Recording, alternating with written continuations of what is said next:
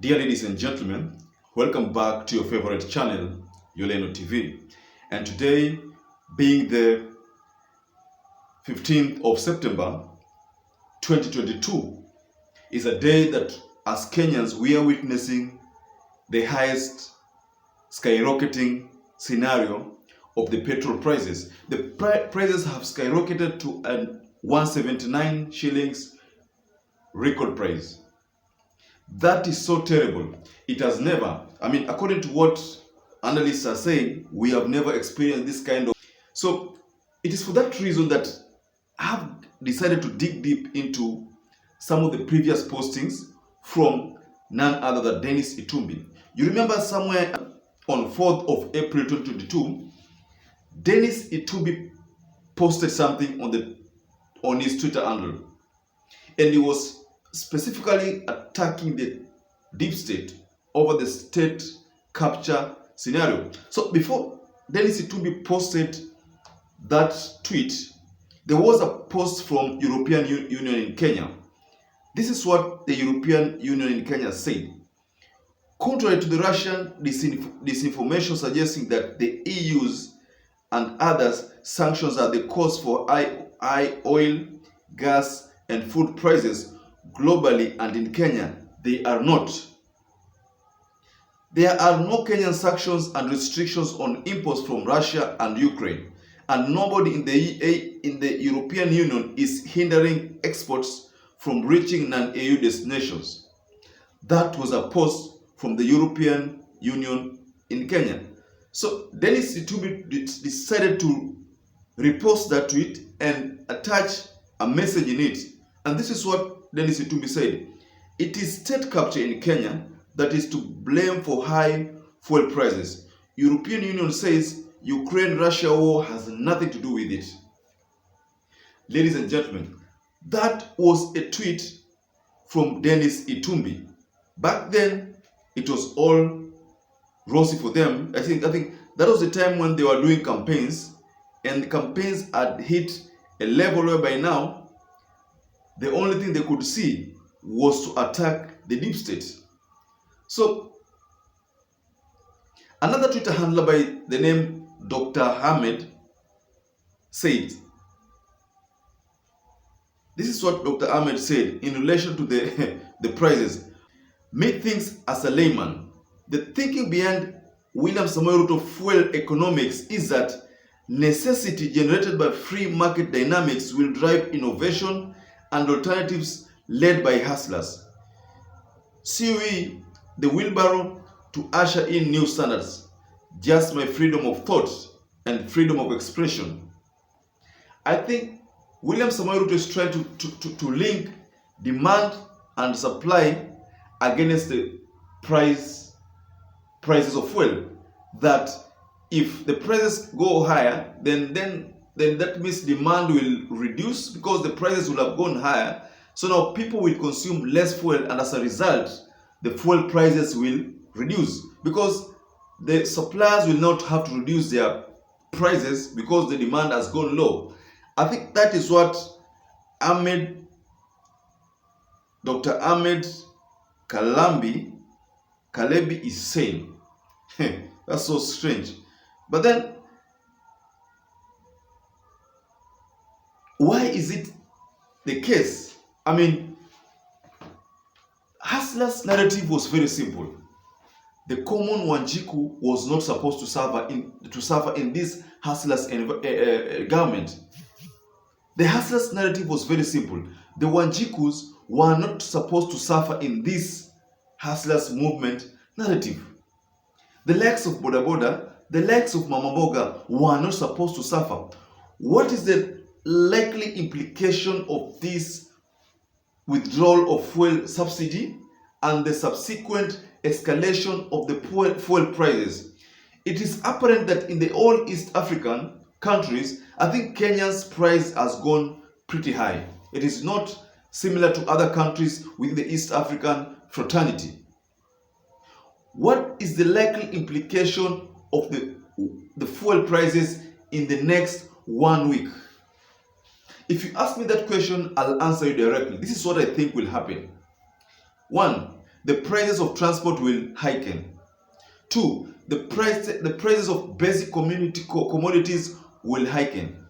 3, it will be very, very impossible to do business. How would a normal person doing normal deliveries of using motorcycles be able to cope with the ballooning prices in terms of fuel consumption? What is this common hustler, a person who does boda boda, a boda boda rider, how will this boda boda rider cope up with the ballooning prices in the fuel industry? I think when Uhuru Muigai Kenyatta decided to implement the fuel subsidy, he did that so that he could bring down the cost, because the moment the prices of fuel go high as it has gone right now, literally everything will skyrocket. The prices of everything, the prices of unga will skyrocket. How will a common hustler be able to manage that inflation or that sudden rise of prices? I told a friend of mine, this friend of mine was one of those Kenya Kwanza diehards. I told him that from the statement that I had about the sudden change on the implementation of fuel subsidies or any subsidies in our Kenyan government, if that narrative that I had our dear president put across to Kenyans is anything to go by, then I told him that we should brace for hard times. He told me that no, I think William Samoei Ruto was just joking, and that maybe he will consider the common hustlers. Now look at what we are facing right now. The prices have gone high, ladies and gentlemen. How is a normal hustler going to survive? How is a mama mboga? Remember when William Samoei Ruto was doing campaigns somewhere around April, before April, I used to hear him that our number one priority is to make sure that the cost of living is lower to a common mwananchi's ability to cope with. I always knew that either Azimio comes to power or Kenya Kwanza comes to power, either of them, the prices of the common commodities would be lowered. So what are we seeing right now? I think some of these promises which were made during campaigns were basically made to hoodwink us Kenyans. I think the best thing that the Kenya Kwanza government should do, first of all, because they are looking for maybe a permanent plan, they should just implement a fuel subsidy plan as a temporary solution while they are looking for a permanent solution. Because at the moment, even if a normal Kenyan like I, decide to dig deep into my pocket, I will find nothing. My pocket is empty. How will I get even that single coin to foot my bills, which by now I think they should be skyrocketing? I think Kenya Kwanza government needs to look at this issue elaborately and stop playing with the minds of Kenyans.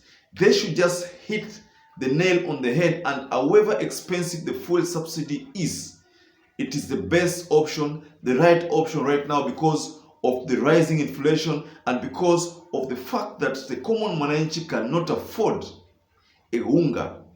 The cost of ungas went to 200 shillings. I'm looking at a scenario whereby now this 200 shillings whereby the cost will go beyond 200 to probably 250. And should it hit that level, then I think we will be bracing for very, very difficult times going forward, ladies and gentlemen.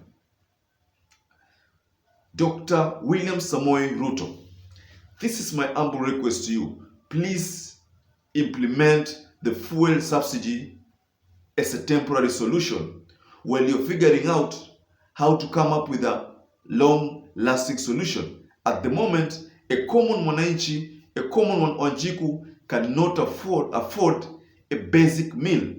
And you know by now that there are so many people who live below $1. And how much is $1? $1 has hit 120 shillings. So a common mwananchi lives below that.